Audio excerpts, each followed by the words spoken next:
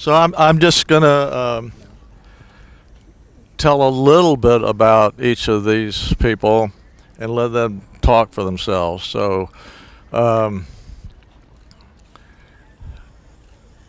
think the thing that bothers me the most about what's going on in our prisons and in our state and in our nation is the way people are misunderstood that we have locked up in the prisons. So and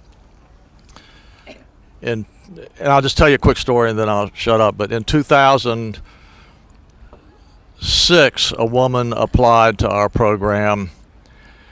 Her name was Becky Hopwood, and she was a middle-aged nurse in Walla Walla and probably had never had a parking ticket in her life. But she was kidnapped and taken to Kennewick and locked up in a house and repeatedly raped over the course of a weekend. And out of that, she became a friend came over from the hospital later and introduced her to meth so she could, quote unquote, be happy again, right? Because the trauma of what happened had crashed her into a deep depression. So she ended up taking a leave of absence from the general hospital, and eventually, because you can't do well as a registered nurse in an emergency room setting if you're on drugs, she lost her job. Then she didn't have the income to pay for the drugs that she was addicted to, and so she started manufacturing and dealing, and then she ended up being arrested and was sentenced to prison for 7 years. The guy who kidnapped and raped her was sentenced to 2 years. And but the point I want to make is that not one word in the Walla Walla Union Bulletin or any other media about the kidnap and the rape. It was just about the dealing and the manufacturing. And so and that's what happens. We in the public never know the stories unless, like, Joe's been to prison with us a lot of times. Mike McCormick's been to prison with us a lot of times. A student of ours over here was a prisoner. You never see the background story. You don't see the 4-year-old.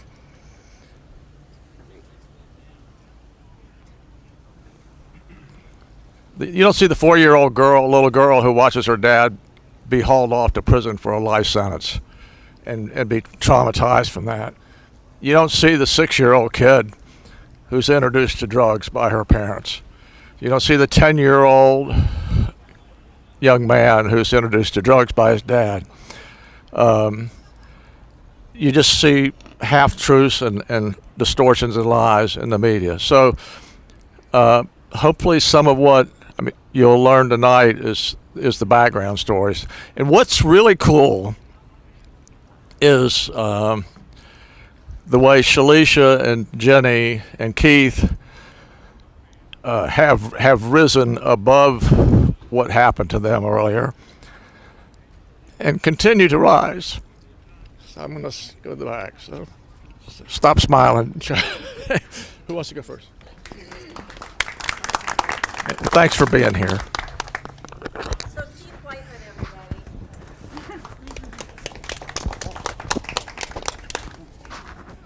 Yeah, talk loud. I don't think the mic's Not working. Yeah, it's not. I don't think it's projecting outwards. The mic isn't It's for just recording. everybody's audio. The Oh. mic is for the video. So we just need to project. Okay. Oh, okay. Yeah. Can everyone hear me all right? Absolutely. Okay, Then you can come forward a little bit, Keith, too. Will help. so I'll do my. Don't be scared.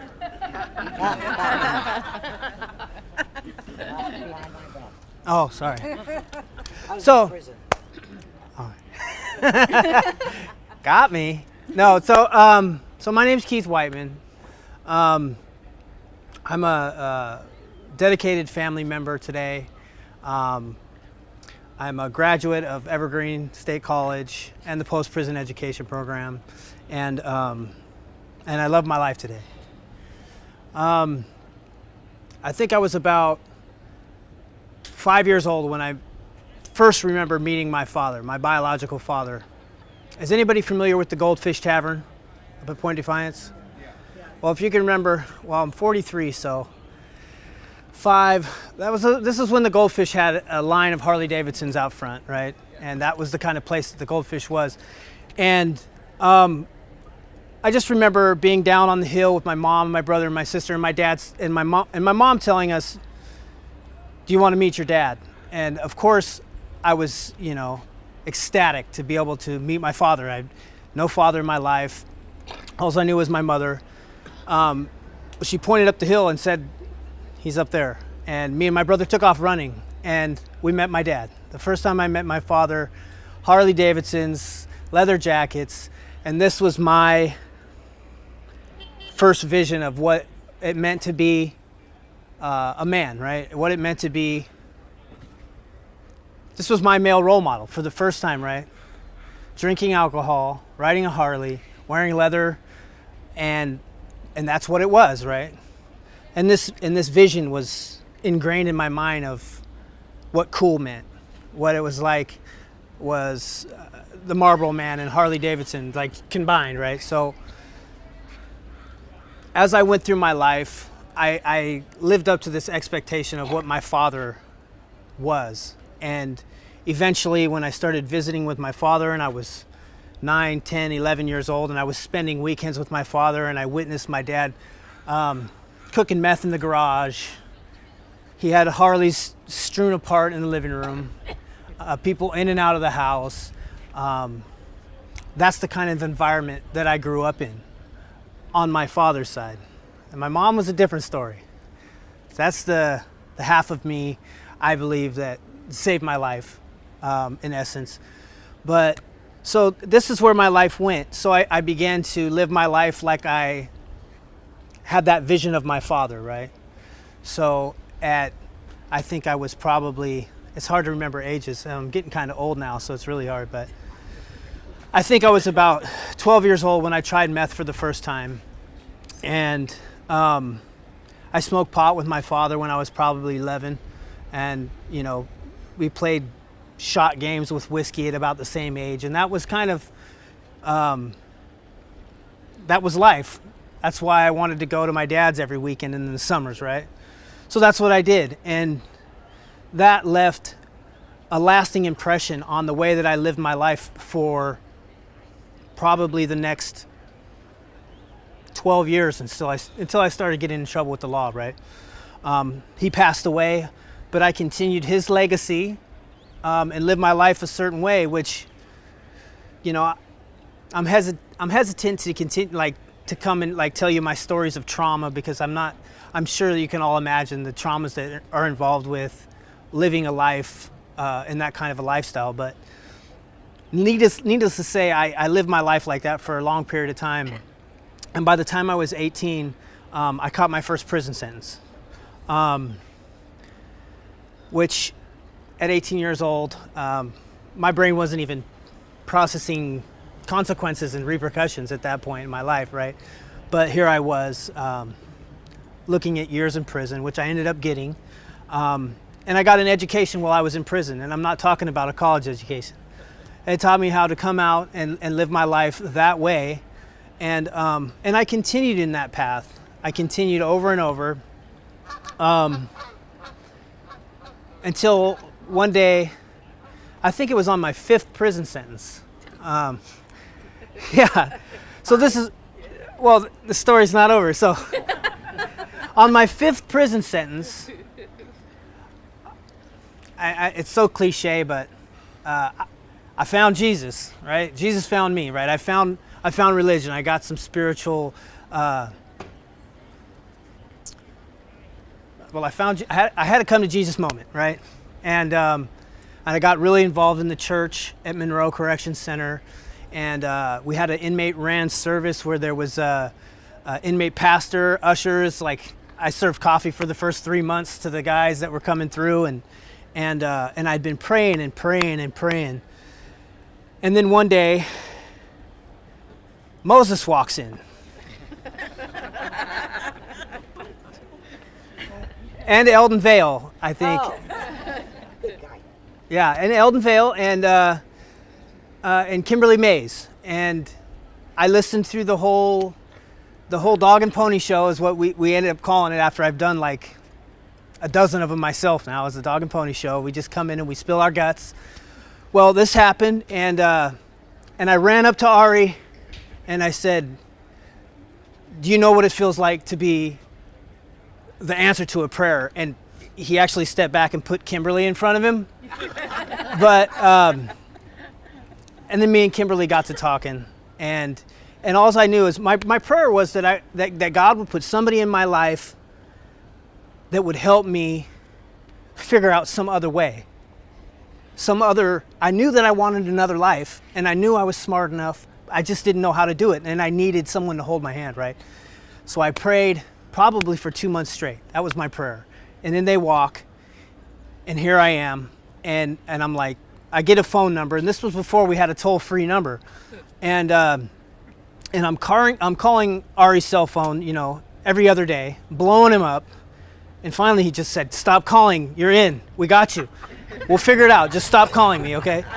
And this is kind of, it's kind of how it works in this program. Like, the squeaky wheel gets the grease. The people that, you know, that's another story. But so that happened, and I got out of prison. And the next morning after I'd gotten out of prison, Ari was knocking on my door in person, and it was time to go. He goes, get the car, we got to go. So we go to Pierce College.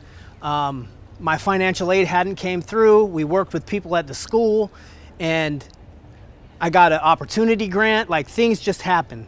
We showed up, we suited up, we showed up, and things came together. And I think the next day I was in my first college class at Pierce College, and things started looking up. I was getting 3.8s, 4.0s, like I was getting great grades. I was neglecting certain parts of my life, and they'd come around and bite me in the rear end every once in a while, you know. And then I'd get a handle on them, and then I'd kind of get complacent again. And I went through this process where I didn't take my addictions and my issues seriously enough, and they'd come and they bite me in the rear end again, right? But through all of that, through 2 treatment centers, and quite a bit of trouble, the program was always there, like, with unconditional positive regard. And that's what this program's all about. It's about people who've been through the same thing that I was going through then. They've been through it, right? And that's where we gain our strength, is we work with people who've also dealt with the same traumas and the same life issues that I dealt with, right? And of course it's on other levels, but that's not the end of the story, right? I still didn't get it together. It happened again, okay? So I went back to prison even after all of this, right? But seeds were planted. I went back to prison for a 10-year piece, right? And I got this special sentencing agreement where it was a drug offender sentencing alternative, and I ended up having to serve about 3.5 years. But while I was incarcerated, all the seeds that were planted by post-prison education program and Moses back there started to grow. When I touched down into the county jail again, I had finally had the knowledge that I'd gained through education, right? Sociology, psychology, to process my own emotions and my own behavior and understand that the wreckage that I had created in my using, that I suffered enough pain, internal pain, that it became a catalyst for change, right? Without the help of post-prison education program, I wouldn't have been able to gain those tools. No one was going to come knock on my door and say, it's time, let's go to school, let's get you enrolled. And well, so while I was incarcerated, on that next sentence, the 6th one, I was able to get my associate's degree, get certification in auto body, and I programmed steadily the whole 3.5 years that I was incarcerated, and I came out. And when I came out, post-prison was there for me still. And instead of being I was still a student, but I was able to, through work study and through being a paid employee for a certain amount of time, I was able to work for the program for 2 years, being a mentor and working in student services and doing the work that had been done for me before that. And this is a key thing, and I say it over and over, is the people who stay around the office, the people who come back and continue to work with other people coming out of prison and getting them into school are the people who succeed, because their life is just centered around education and centered around recovery and centered around success. So after that 2 years time, I was able to transfer from Pierce College, and I actually got my certificate in social service mental health, and then I went on to Evergreen and got my bachelor's degree. Eventually I graduated at Evergreen, and I got a job with Catholic Community Services, and now I am working downtown in Olympia in this new program that Catholic Community Services started called Familiar Faces, that works with the 25 highest utilizers of the emergency services down in the Olympia area where Tent City is and all of that stuff. So it's a pretty intense job, and I find myself doing the exact same thing that I did at post-prison education, and it's a brand new program, so I have the flexibility to do what I did at post-prison, but with this population. So I'm able to,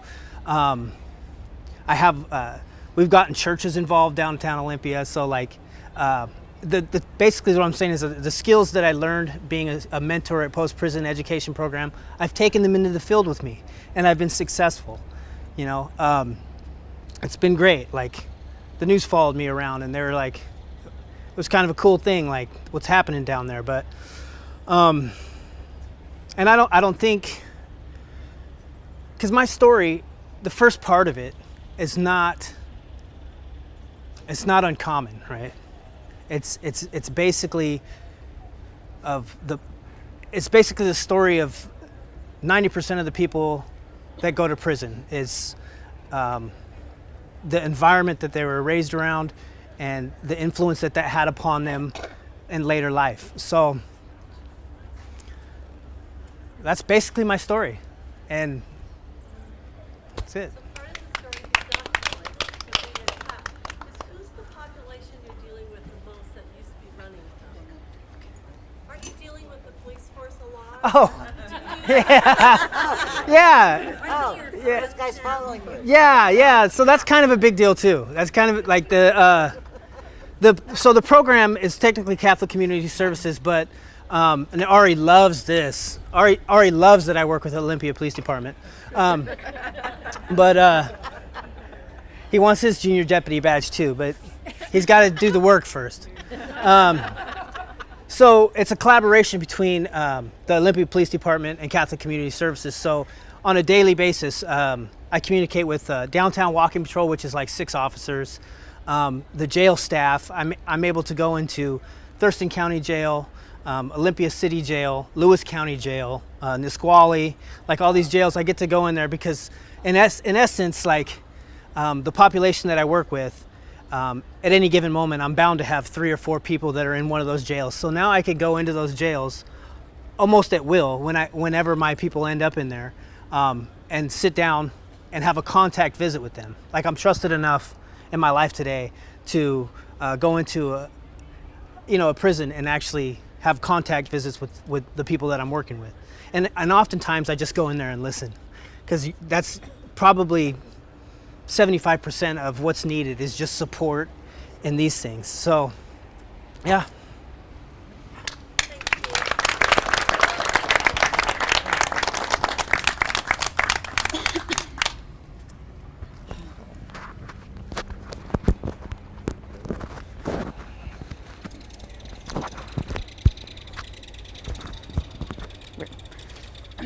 So my name is Shalisha. I'm 32 years old.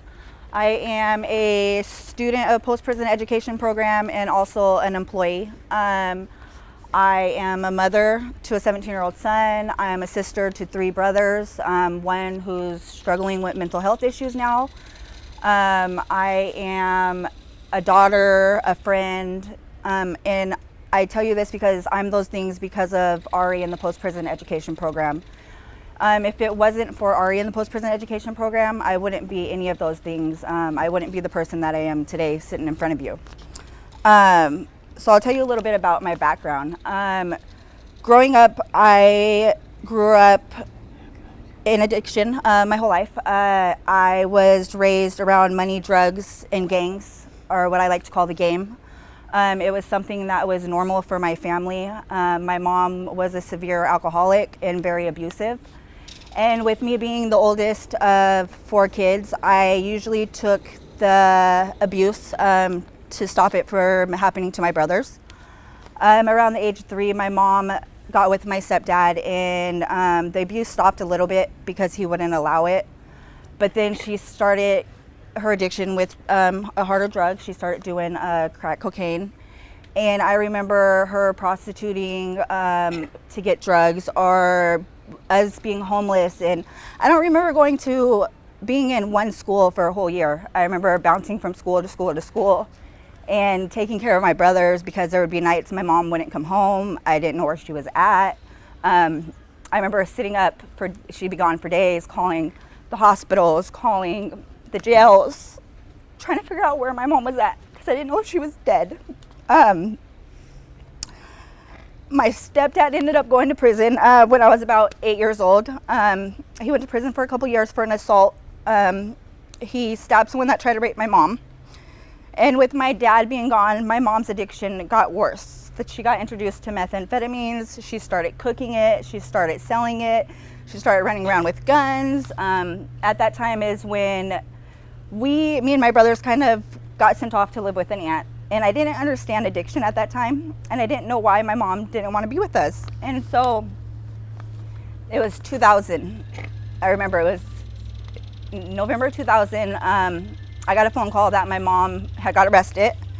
She was being investigated for a murder. And so she sat in the county for a long time. And during that time, I started to get very rebellious. I didn't understand really what was going on. And so I ran away and I turned to the streets for acceptance and approval. I got pregnant at a very young age. I was 15 when I had my son. And so I lived back with my stepdad. I was going to school. I was being a mom the best that I knew how to, but I didn't know how to because I was a kid myself. But we made it. And my mom had gotten out of prison and she was doing well. And so I decided to move back in with her. And I remember she was working and stuff. And one night I had found a meth pipe in her pocket. And so when she got home, I confronted her about it. And she was abusive, but that night it turned so bad that I didn't know if I was gonna live. I hopped out the window and I called the cops. And I remember my mom going to jail and me going to get sent to live with my aunt. And I remember my mom calling from jail, like blaming it on me that she was in jail, and I didn't understand why she couldn't take responsibility for her actions. So she got out. I was doing well. I was going to school. I was living with my aunt. I was being a mom. I had my son. She got out. The no contact order was lifted, and I decided to move back in with my mom. This is around the time I was 18 years old. My mom was heavy into doing meth again, and she was always locked in her room all the time. And I didn't understand why she was never out there with us. And so I got introduced to meth by my mom. I started doing meth with my mom at the age of 18. I thought that it would bring us closer, and it didn't. It pushed us further apart. I started committing crimes at the age of 18, and like Keith, I too went to prison for the first time at the age of 18. While I was in prison, I did get my GED. I got released. I went to Spokane because I didn't trust myself going to King County. I didn't want to be around all the old people. So I went to work release in Spokane, but the day I was released from work release, I went back to Seattle. And I stayed clean for a couple months maybe, and started running with old people. I've been to prison 5 times now. I've given DOC over 11 years of my freedom. I learned about post-prison education program in 2011. It was my third prison sentence. I had stumbled across the application. Something told me to fill it out, you know. So there was a desire in me to want something different, but I didn't really understand it. So I filled it out, sent it in, but I never followed up. I got out, caught new charges, went back to prison for the 4th time. And it was during my 4th sentence, I filled out another application to post-prison education program. And someone that I was in prison with had came in and she did a resource fair, and she was telling me how post-prison education program was changing her life and all the possibilities that were out there, you know. And so you hear about programs that supposedly help people and programs that are there to support you, but when in reality, like, they're not there. And so I didn't know if this was a real program or if this was just something that people talked about. And so during that 4th prison sentence, I remember I did go to school in there. I did business technology. I graduated with 4.0. But I remember getting called into the counselor's office, and they said, we're going to make a phone call. And I'm like, okay. And so we call my aunt, and my aunt tells me that my mom has passed away. It was at that time, I think, I knew I needed to do something different. And so as soon as I got to work release, I reached out to Ari, and I remember coming down there, and we had a scholarship committee interview. It was Ari, Keith, and Truth. And I really had no idea what this interview was, you know, but they asked me a bunch of questions, and, you know, I was just honest with them. And then I started coming to the office every Saturday, and I'd sit on the couch, and I would get on the laptop, and I wouldn't really talk to nobody except for Truth.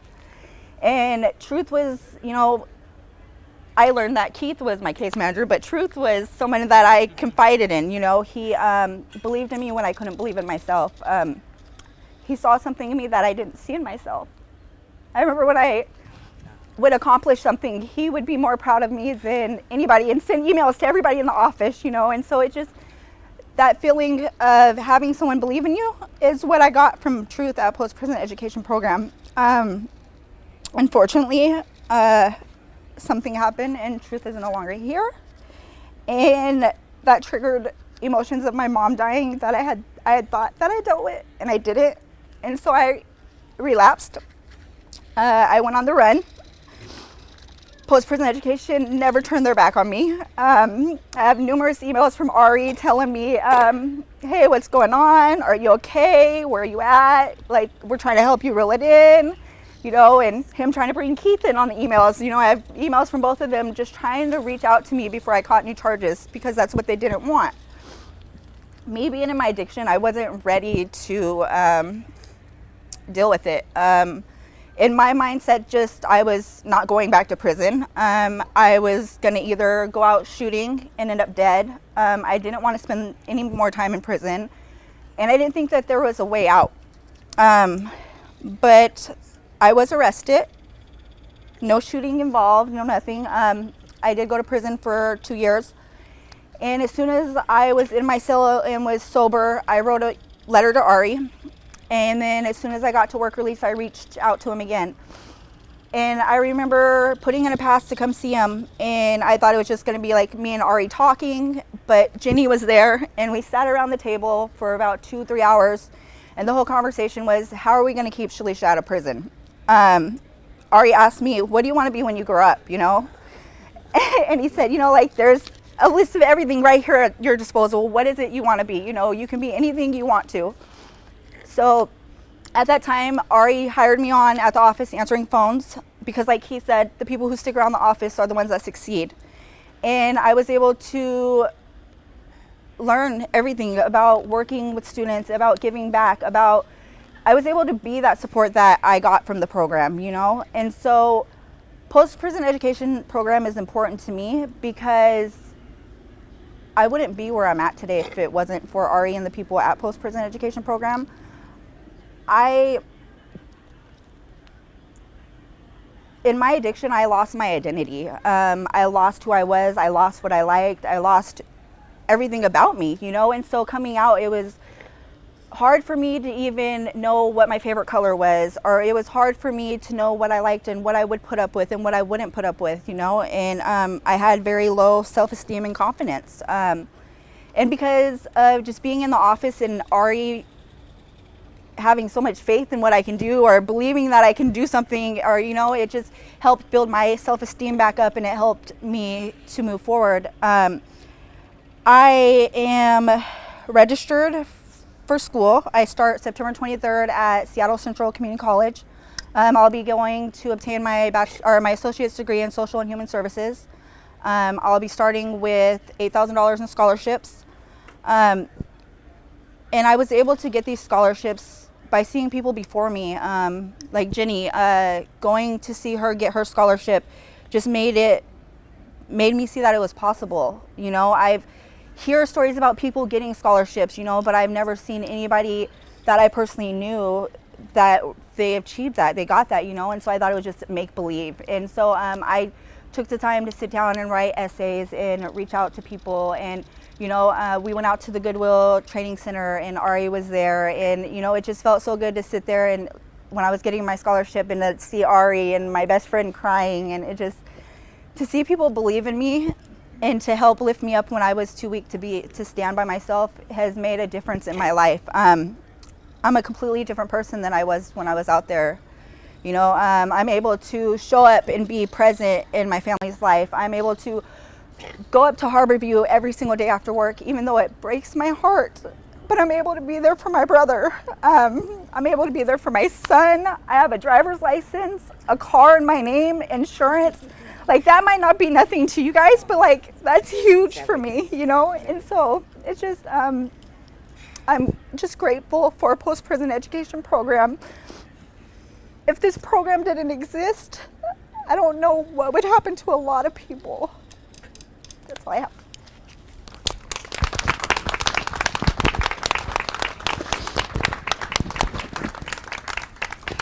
I just want to say she was really scared to get up. Awesome job. She did great. You did a great job. Thank you for sharing. I know. Okay, now hold on to your seats, you guys. Well, don't get too excited. I'm not going to be as impressive as these two. I actually wrote something and I'm going to read it. Typically, I speak extemporaneously. Can everybody hear me in the back? Hi. First, can we get a round of applause for these guys? I mean, they're miracles, right? And I would like to thank Jo and Ari for giving us an opportunity to come here and be of service and to share our experience with all of you. Because it's really important for us to know who it is that's in our communities, right? And what we can do to support the people that are coming into our communities so they can be successful. Because I just want to say that the majority of people that are incarcerated today are getting out. So with that being said, my name is Virginia Burton. I'm a 46-year-old mother of 3. I've served 3 separate terms in the Washington Correction Center for Women, a direct result of addiction and my personal life choices. I freed myself from the bondage of the prison system, and it hasn't been easy. I also want to add that I did not free myself without help. This kind of stuff is really hard to do on your own. In 2010, I would step out of prison for the last time. My struggle with the criminal justice system did not end there, but my time spent in the Department of Corrections did. It seems like such a simple thing to stop committing crimes that cause a person to go to prison. Even today, with my past experience, when I talk to another person that is experiencing addiction and struggles, my first thought is just stop doing what you're doing.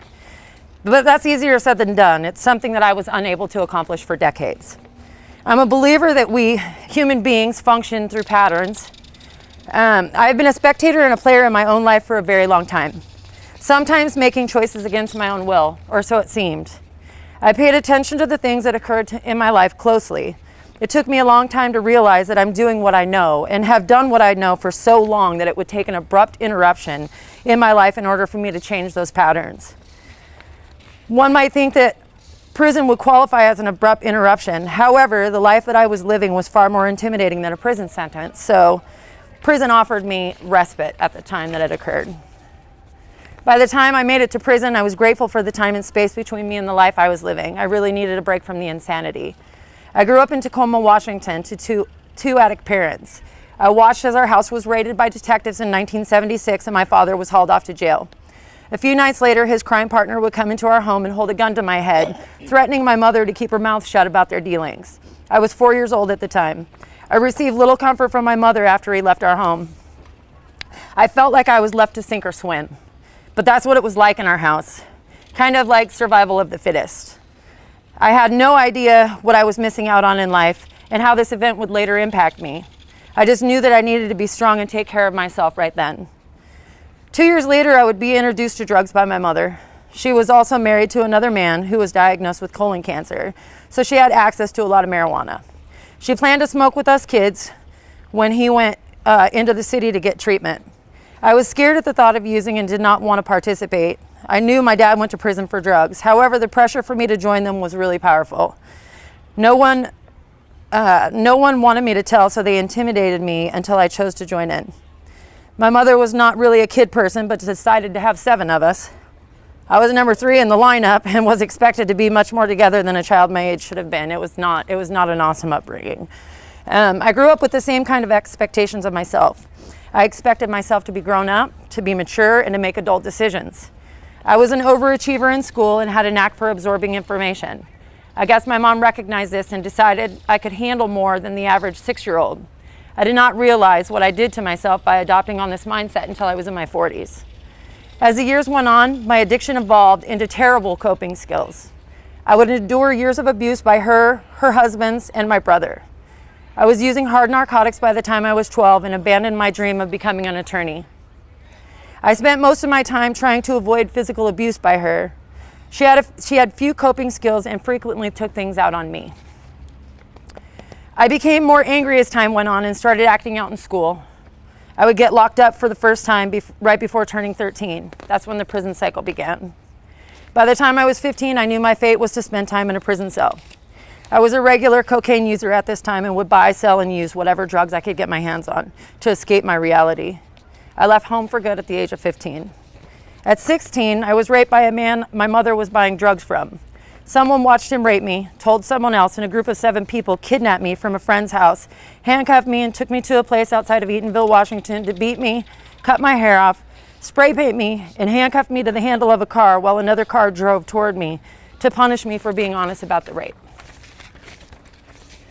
I was never the same after that. When I was dropped off at my mother's house, she told me to leave and said that's what I deserved. I never felt so alone in my life. A few short months later, the same group of people dumped accelerant under my grandma's house and set it on fire, thinking I was in there. I cannot begin to tell you how many times I sat with my head in my hands and cried, wondering why God would play such a nasty trick on me and send me to a place here, to such a terrible place. I hated life. I decided there was no God and took my life into my own hands. I attempted suicide for the first time before the age of 17. As the years progressed, my life continued to spiral out of control. I became pregnant at 18, and shortly thereafter, my son's father was shot and killed. I thought I would try to do a better job as a parent than my mother and learned that I was extremely unskilled. I would then marry a man who would beat me regularly and became pregnant and had his child. The more my life unfolded in this way, the more I became detached from myself and dove deeper into my addiction. I discovered a self-hatred that no one could top, therefore I felt I had nothing to lose. I had 2 children by this time and they had been taken by the state.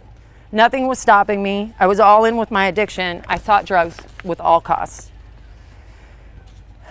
I went to prison in 1996 and shortly after release used again. I was shot in 1997. I shot someone else and was in a high-speed car chase, which resulted in breaking my arm. I was on my way back to prison for another 5 years. This pattern had to be broken. I decided as I started my sentence that I would stop using drugs. I stayed clean at that time for 5 years and 2 months. I moved to Seattle after my release and changed my life. After the death of my grandmother, I used again. After swearing I would not have another child, I got pregnant again 14 years after my last child. I swore I would not let this one down. I relapsed again in 2008. Going back to prison in 2009, I hung my head in shame. It was upon my release that I would meet Ari Cohn. Life didn't immediately improve after meeting him. I would go through some more struggles with my addiction and abuse before I found myself stable and in recovery. On December 5th of 2012, I was grateful to be arrested for the last time. I made my mind up. I was finished destroying my own life. This last arrest was the interruption in my life that was needed for me to make a lasting change. It is because of the support and belief from the people in the post-prison education program I was not sent back to prison.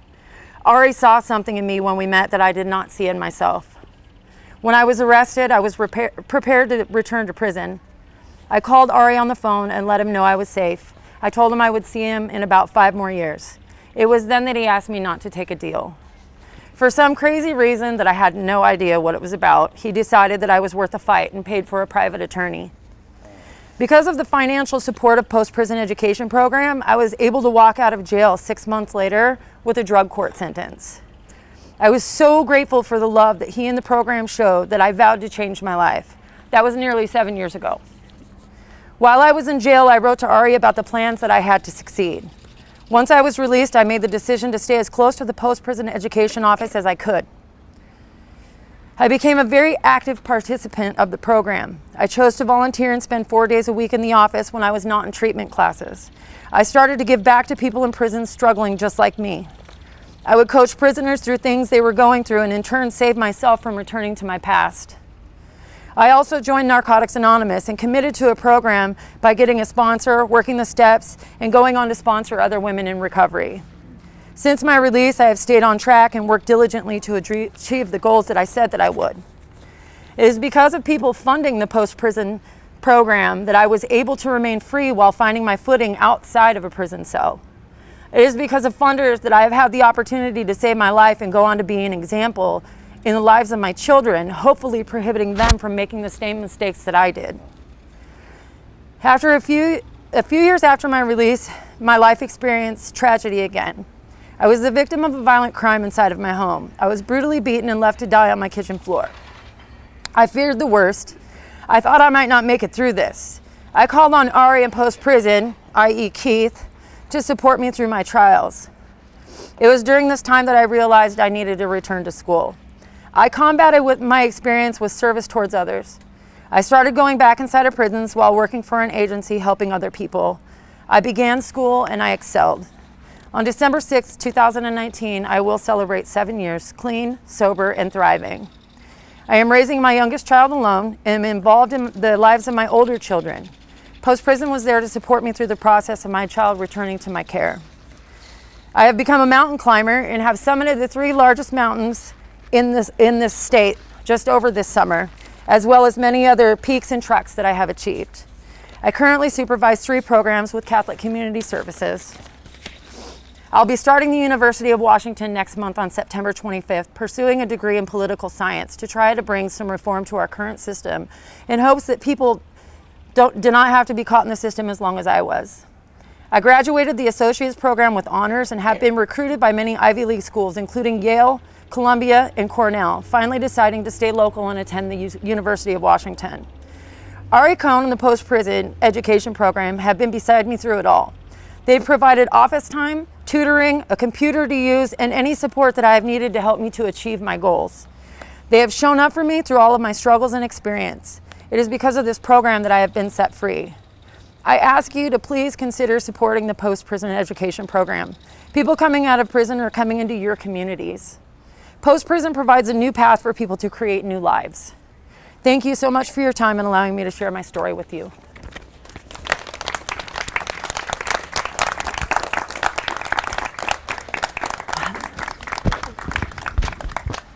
You know, I've heard all 3 of their stories before, and every time it takes my breath away for how brave they are. So, questions of anybody? Okay, so I'm going to tell you why I'm here and how I got involved. My nephew, Jo Jensen, my namesake, even though they claim it wasn't, but it's the same name, so I don't know what that was about. Struggled his whole life, lived in Eastern Washington, and was incarcerated 3 times. These are back there, and you're welcome to take them. This is some graphics that Joey did. So this is computer graphics, and he took the word hope, education, opportunity, and those are the only 3 words that are used on this. 18 years locked up to pay for my mistakes. It's never too late to turn things around. I have paid my debt. I will not be held back by the judgment of others. I will prosper, have a positive impact on society in which I live. Like the phoenix, I will rise from the ashes of my former existence and be reborn. I shall rise above. Joseph Gary Jensen, post-prison education program. So Joey did 3 visits. First time he got out, called Aunt Jo. I said, yeah, come on. And he came and lived with me for a year. Fell off the wagon with drugs, and I didn't understand that people could fall off and like get back on and get straightened out, and so we had a no drug policy, and he moved on. Wasn't very long before he violated and ended up incarcerated again. Second time, Aunt Jo, I said, yep, come on home. And he was changed. He was hard, he was bitter, he was angry. I had lost him.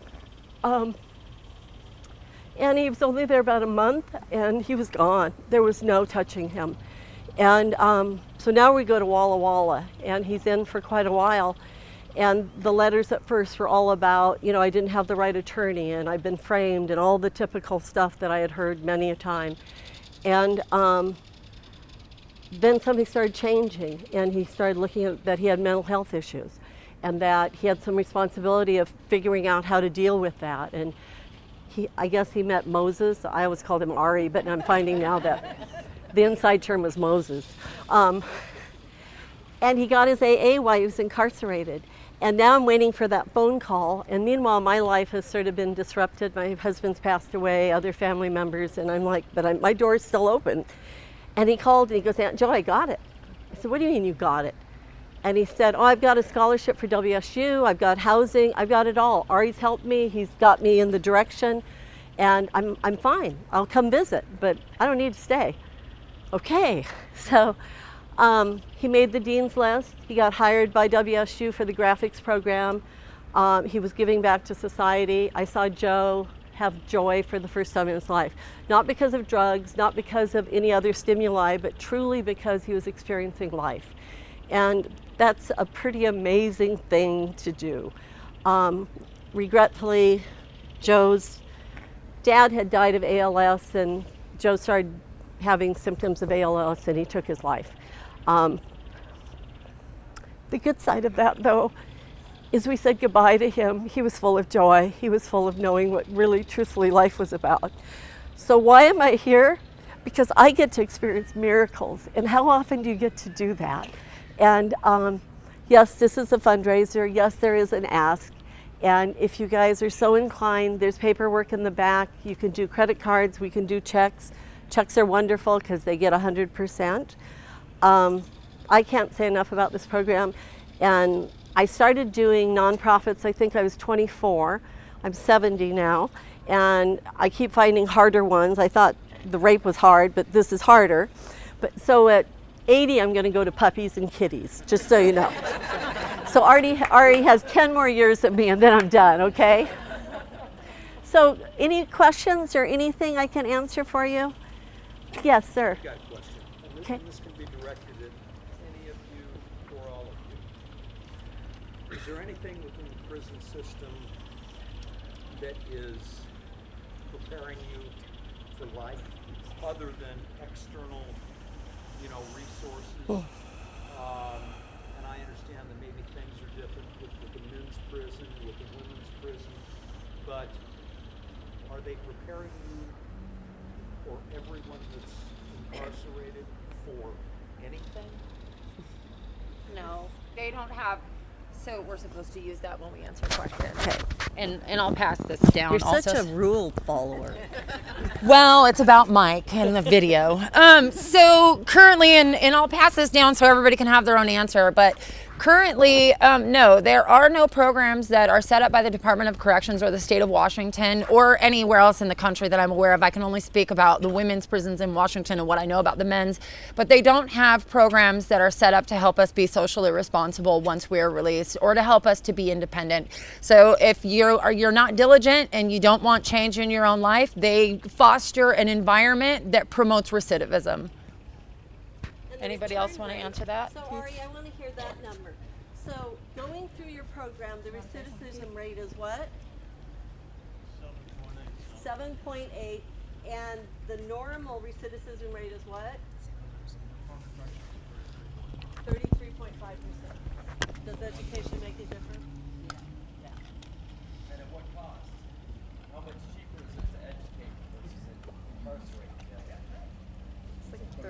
a year. Seems like incarcerated, and I'm certain it's significantly cheaper. I mean, the county drug court programs that they have throughout the state are significantly cheaper. To put a person through the drug court program, it costs essentially $60 a day after the participant gives back in the drug court program, and comparable to what is it, $38,000 a year it costs to incarcerate somebody in prison. So, I mean, I imagine that education would be as financially beneficial as a drug court program. And I mean, I guess there are some things. Speak up, Keith. There are some things that they have in prison, mainly Warren Buffett's sister, Doris Buffett, had a foundation called Sunshine Lady Foundation, and they funded associate's degrees, up to associate degrees, in 2 prisons in the whole state. And I think there are like 16 prisons in the whole state. And there are smaller programs like behavior modification programs and things of the sort. But really and Ari will tell you, like, the only real blessing that they have made is to allow post-prison to go into the prisons and talk with, prisoners. So, some people might say otherwise, but I don't. I've come to a point where there is no enemies anymore. So it's like we have to figure out a way to work with whatever's existing, And I found out that when you pour your heart into something, no matter what it is, if there's some good in it, we'll pull that out and we'll keep that and we'll give you the rest back, right? But it's so few and far between in there. I mean, you could teach someone to mop a floor, to run a buffer, to build a tiny house, which are skills, but are they skills that are going to create a living wage for someone coming out of prison and not encourage them to go back? Not so much. Now, is someone going to school, getting an education, getting a bachelor's degree, master's degree, and getting into the field, and trade schools as well, and getting into the field at a journeyman level or at a level where they can earn a living wage and create a life for themselves. That's not in there, but they will encourage you to work in a warehouse if you want to. Yeah. Did any of you ever work for a private industry in prison? Redwood Outdoors? Inside Out? No, I didn't work for Inside Out, but I did work for the Prison Pet Partnership Program, which was a nonprofit inside of WCCW. So anybody that boards their dogs around here probably knows. It's a great program. Great program. Yes, ma'am. I'm curious to know what types of education are available. For example, I kind of think I know, I've heard some community college. So, and is grade school available, or what are all the things that they can So she's talking about inside of prisons. Okay. Oh, inside. Keith, do you want to start? We just In prison? You're talking about inside of prisons? well, with the post-prison education. Oh, I see. Okay. So with post-prison education program, any education is available.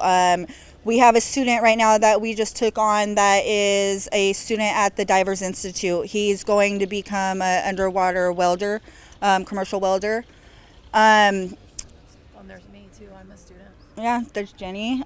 She's getting ready to go to UW. Any program that's out there, it doesn't matter where it's at, we'll find it, we'll research. What I do at work is I answer all the phone calls coming in from the prison at our toll-free number, and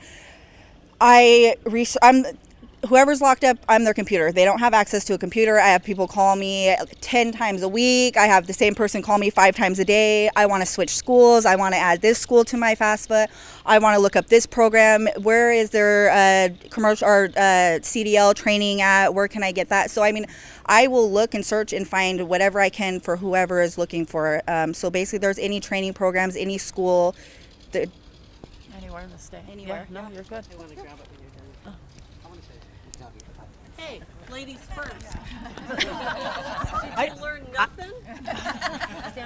I'm hard-headed, but I wanted to kind of expound on the idea that when post-prison goes into the prison system and they have people like us, we come in there, most people, like, I didn't know.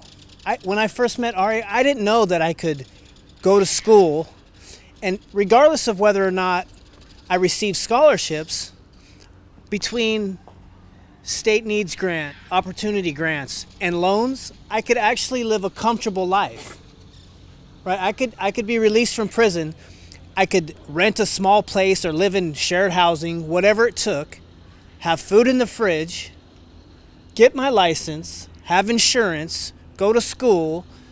You know, that bottom rung on Maslow's hierarchy is going to be filled, right? And I didn't know that. And a lot of individuals, when we go into prison, they don't know. They're not aware that they can do these things because they weren't brought up like that. They didn't have parents who, generally, this is general speaking, of course, but they didn't have parents that told them that information or that even had that information. So it's a blessing that post-prison can go back into the prison system and make people aware of that. So it's just another thing about post-prison. Sorry. That's okay. Can I just finish answering, or do you want to? So part of it is the population that Ari's dealing with isn't the one where the parents are meeting them at the gate and saying, hey, let me help you, let me show you the way, I've forgiven you, I've been embarrassed by you, all of these things. It's the population whose parents sort of help them get there. And so that's a difference too. And just being able to help them find scholarships, whether it's trade schools or anything else, to give them the knowledge to do that is huge. And that's the research they do. Yes?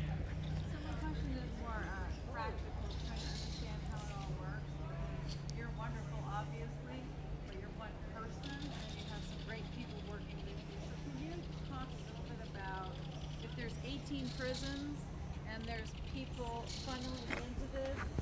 How does that practically work? How do you connect with people? How do you make the judgment calls? What kind of staff, what kind of process do you use to be able to accomplish this? You know, we had the most staff we've ever had was 13 people, and that was before Doris Buffett became cognitively impaired, and we had her foundation's funding. Plus, Google is a huge funder for us, and really, when Doris, she's a full-blown dementia now. When that happened, then we lost 40% of our funding, so our staff went way down, and we're in recovery now. But the way it works, I'll tell you a really quick anecdote that surprised me. So we use the nonprofit version of Salesforce to track everything that happens: calls from prison, meetings with prisoners, trips to prisons. In the last month, we've been in the women's prison here in town twice, and we've been at the Washington State Penitentiary in Walla Walla once. Joe was with me there, and Shalisha and Jenny were with us out at Purdy. But we everything we do is tracked in Salesforce, and we pull anecdotes. Researchers pull anecdotes out of the data, and recently, the University of Washington finished an audit of our work with 1,746 people, and that's where the 7.87% came from. By the way, our students are 92% successful, and when the state board found out about that, then Brian Walsh, he's now with Vera, asked me he said, what's the recidivism rate on each of your levels of service? We have 4 levels of service. 0 is somebody applies and we do nothing. Level of service 1 is basic services. We get a complete application from you. We'll do everything we can for you, but we won't spend money. Level services 2 and 3 or you've met with the scholarship committee of 3 to 5 people, and we've decided to spend money, and in some cases that can be a lot. I mean, we've spent $17,000, $10,000. I can tell you the amounts right around the room here, but I won't. And so we started trying to figure out for the state board what the recidivism rate was for each group instead of for all 4 overall. And we found out that the recidivism rate for 0, where we did nothing, was half of what the Department of Corrections was. And I was shocked. I was absolutely floored. So because I thought where we do nothing, people would, and this goes to what Keith said a minute ago, I thought when we do nothing, people would recidivate at the same rate as the DOC. And here it was 17% instead of 33.5. And so I called Mallory Montgomery, who's a PhD microeconomist at Amazon who volunteers with us. And I'm like, what the hell's going on? And she thought I was the biggest country bumpkin dummy on earth for not knowing, for not expecting that. And so what it turned out to be was when we go into the prisons and we deliver hope and opportunity, and it's really not white guys in suits who've never been to prison can't tell prisoners diddly. So taking people like Shalisha and Keith and Jenny and God knows how many more over the last 15 years back in and let prisoners see and hear their success stories is remarkable, and it's life-changing. And so the biggest thing we do maybe is what Keith was just talking about. We go into prisons. When we're fully funded, we can put 3 zip cars full of 10 staff on the road for a week and hit multiple prisons and see hundreds and hundreds and hundreds of people in a week, thousands in a year. When our funding's down, then that drops off dramatically. And so that's the first thing, is these quarterly presentations, and we follow those up. And this is what happened with Joey. We met him in a quarterly presentation. Somebody that worked for me was there, and it was a funny story. I took Joe into the room where we met Joey in the Washington State Penitentiary, in the highest security part of the prison system in the state 2 months ago. And but once we connect, then we come back and see them every month to 6 weeks, one-on-one. And if we've got 35 people that sign up to see us, and we've got 4 people on the road doing office hours, then we'll just say there's so many hours in a day, and we might see everybody for 17 minutes. But we do that every month to 6 weeks, as funding allows. And that's what enabled, when Joey came out, we had an Oxford House prepaid in Richland, Washington. We had paid $5,998. It was the largest single expenditure we ever made, and I remember being floored when I saw it, because Dawn didn't even ask me for permission. She just paid it, but that was his tuition for the first semester. And within 2 days of him releasing from Walla Walla, we were down there to buy groceries and put a cell phone in his hand and take him shopping for clothes and all of that. And then after that, it was it's so simple, and it's why I don't want to get off on a tangent, but I'm not going to get off on a tangent. But one of the really frustrating things about all of this is people can succeed so easily, and it's such a simple formula. And it's just you meet the legitimate frugal needs at the time they arise. Period. It's not complicated. So somebody relapses, like one of my. This is a Keith Whiteman story. So like I'm out in. Be careful! I'll tell a Jenny Bromley lore. but I was out in North Seattle, headed somewhere in the middle of the business day, and my cell phone rings. And one of the important things we do is trust build, because if we don't build trust with the people that we're serving, they're not going to call us when trouble arises. They'll duck, hide, and run is what I call it. So my cell phone rings, and it's Keith. And he'd been at Pierce College, and he had been straight A's and was doing extremely well.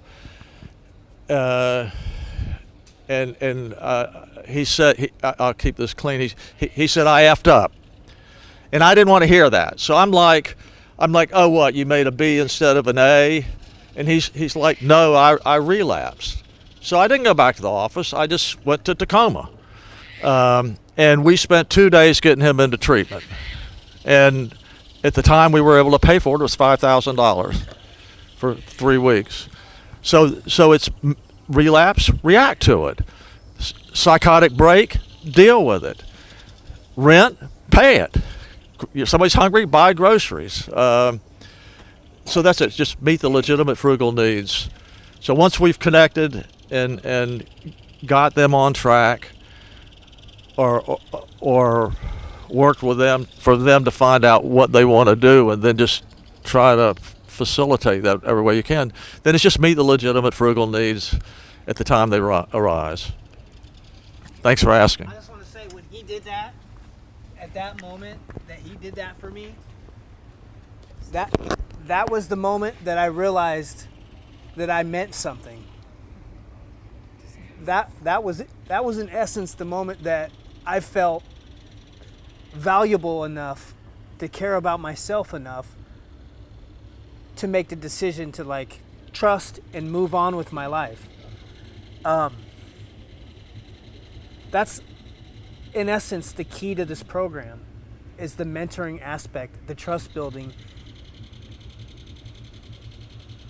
and people caring when they don't have to care. That's the key part, right? It's like, y'all don't know me from, all you know is what you've seen today, like, and in essence, that's what that's where Ari was when that phone call happened. But Ari didn't go home, he didn't go to the office, he shot to Tacoma to pick me up, and we figured out how to get me into treatment. And I felt that I was worth something. That's really the essence of what this program is all about, to me.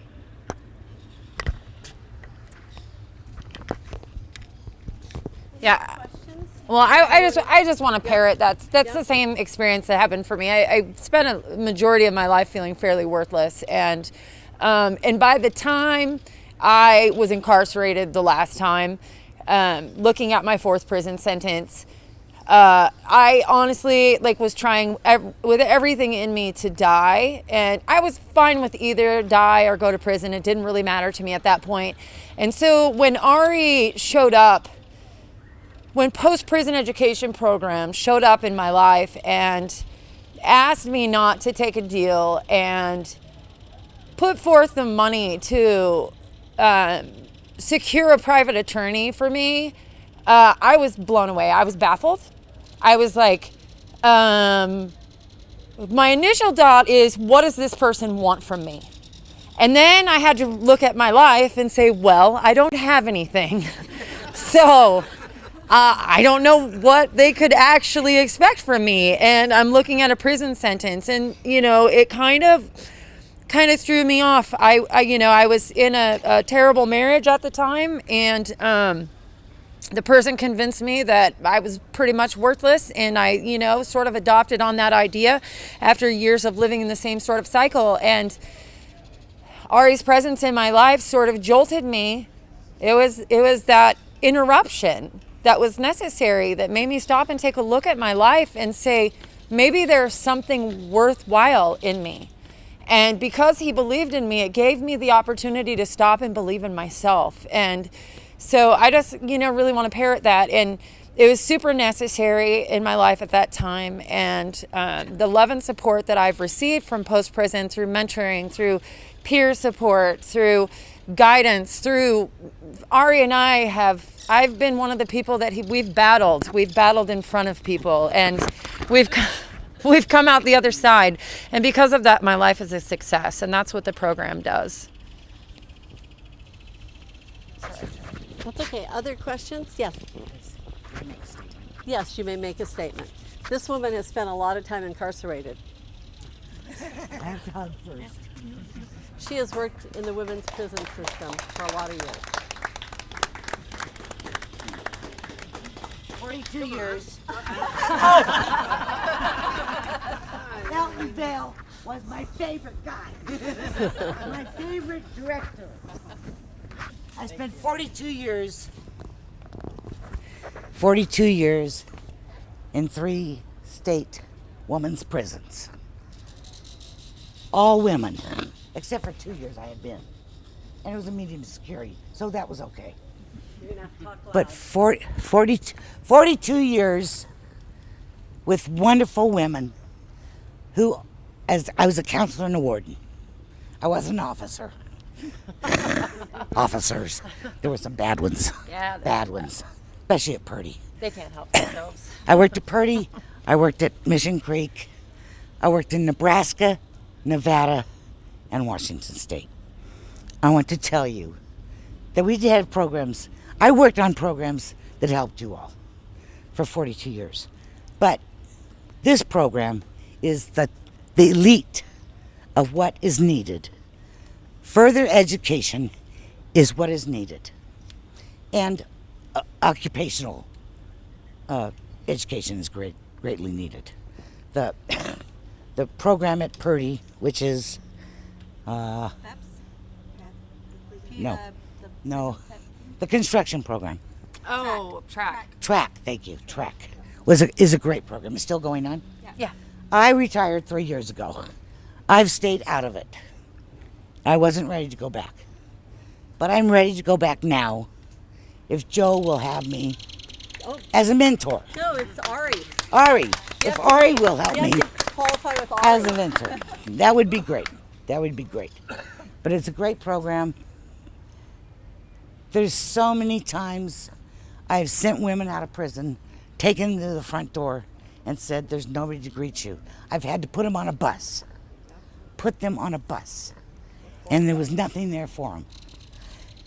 I did everything I could. Oxford House, after work release, of course.